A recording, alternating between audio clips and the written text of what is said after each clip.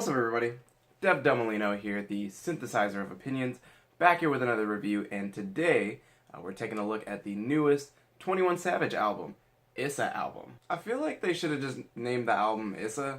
I feel like Issa album sounds kind of stupid. People are just gonna shorthand it anyways and just say Issa. And the album cover doesn't even say Issa album, it just says Issa. Anyways, 21 Savage is a rapper and a trapper originating from Atlanta, Georgia. 21 Savage has gained quite a lot of notoriety off the back of his very grim and gritty and cold and evil persona that he puts on to a lot of his music. His demeanor is typically very stern and his lyrics are usually pretty brutally violent. All of these things I just mentioned show up in spades on his most recent project, Savage Mode, which was solely produced by the one and only young Metro Boomin.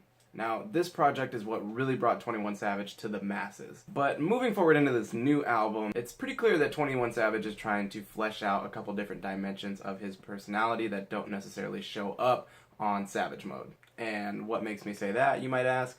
Not much, other than the fact that he literally titled this album after a fucking meme. A meme in which he is the subject. So yeah, I'm just going to go ahead and leave it at that in terms of sharing with you guys what the creative process behind this album is, because, you know, that's all you guys really need to know. But yeah, with that being said, there is quite a shift in tone moving from the last album to this one. Again, like I said, Savage Mode is kind of all business in a sense, whereas this new album, you know, we see a little bit more of 21 Savage coming out to play. That was bad.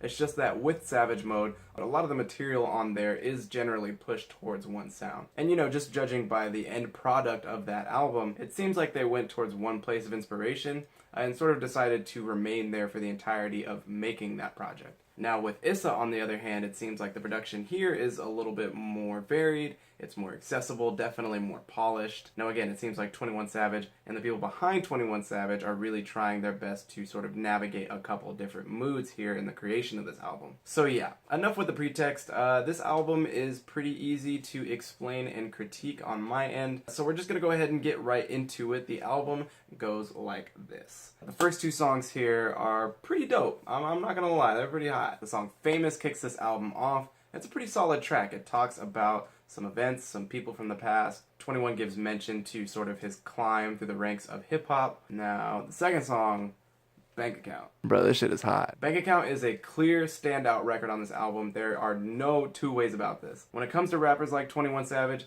what do we want? We want great beats, we want great hooks, we want great personality, and what do we get on this song? A great beat produced by 21 Savage himself, a great hook written by 21 Savage himself, and, you know, all the personality in abundance on this track. I gotta say, it is really nice and encouraging to see that, you know, in one of the songs that I find to be a major highlight on this album, all the material on it is entirely done by 21 Savage himself. Now, the next song is called Close My Eyes. It should be called Close My Ears.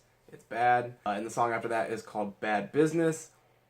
Even worse, to be honest. Now, moving forward from there, we got Baby Girl, we got Thug Life, and FaceTime. Now, this is, in my opinion, the best stretch of tracks on this entire album. I think all three of these tracks are going to do really well, and whether that be commercially on the radio or, you know, just in the realm of social media, making their rounds there, Baby Girl is like Bank Account, in my opinion, going to be one of the premier tracks off of this album when everything is all said and done. Again, just that perfect storm of having a really great beat, a great hook for 21 Savage, and as it goes for his personality, he's kind of nasty, he's really thuggish on this song, and I think that works for himself and this track particularly well.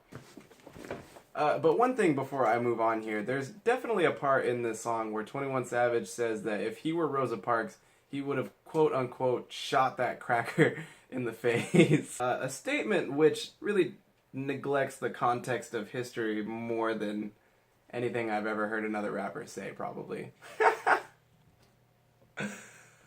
Anyways, Thug Life is another really super dope track in my opinion. Another young Metro production. Now this particular beat has a really dope sample on it. Metro puts a flip on the old En Vogue song, giving him something he can feel. And FaceTime, I'm not gonna lie, I was trying to hate on it at first, but I do like it. This track was actually produced by DJ Mustard, interestingly enough. And this one has a pretty good hook to it too. I think 21 Savage's singing chops are not great, but you know, just because of the kind of song that it is, I think it's, again, going to do well. I can hear this song getting some radio play, honestly. And then after that, this album pretty much nosedives for a big chunk of the record. Yeah, you're not gonna find me listening to any of the songs on this album from FaceTime to Whole Lot, you know, after I'm done reviewing it. It does kind of suck because this stretch of songs is when some of the more vulnerable and personal material, like I said, starts to show up, but none of this is really all that interesting, and I'm not gonna try to beat my head over the wall trying to understand the inner machinations of 21 Savage music. But yeah, then like I said, following up with that Whole Lot featuring Young Thug, always enjoy hearing me another Jeffrey feature on another album. And then comes the last song on the album. It is the 7-minute freestyle. Okay, so if I'm going to the new 21 Savage album and I'm looking down that track list, 7-minute freestyle is probably the last thing I would ever want to see. But of course I did listen, and you know, it's okay. It's a beat produced by Metro Boomin and Southside of 808 Mafia, and it's honestly just 21 Savage saying a line and then saying 21 and then saying another line and then saying 21 and then saying another line and then saying 21 and then saying another line and saying 21 and saying another line and saying 21. And yeah, that is the 21 Savage album, Issa album, in a nutshell. To describe this album, I feel like the word commercial kind of wraps this album up pretty well. And the next word I would use to describe it is actually surprising. Kind of a pleasant surprise in my opinion. We really didn't catch too many singles off of this album coming into it, and so I was kind of expecting something a lot more like what Savage Mode was like. But again, he actually does take a couple different angles on his music here and goes for some more party rapping, some more romantic rapping, you know, for his new bae. But yeah, this album is not great by any means, but there are parts to it that I like, and there are parts to it that I like a lot, which is way beyond what I thought I was going to get from this album going into it. So, in a way, not bad. Thanks again for watching, as always, and as always, I'm interested to hear what you guys are thinking on this album. What did you think of my thoughts on this album? Is it good? Is it bad? Favorite songs? Least favorite songs? If you were Rosa Parks, would you have shot that cracker in the face? I want to know what you guys are thinking. Please let me know. Comment, like, subscribe, all that good stuff. And remember that art without favor is like a windmill without wind. Dev Del Molino, out.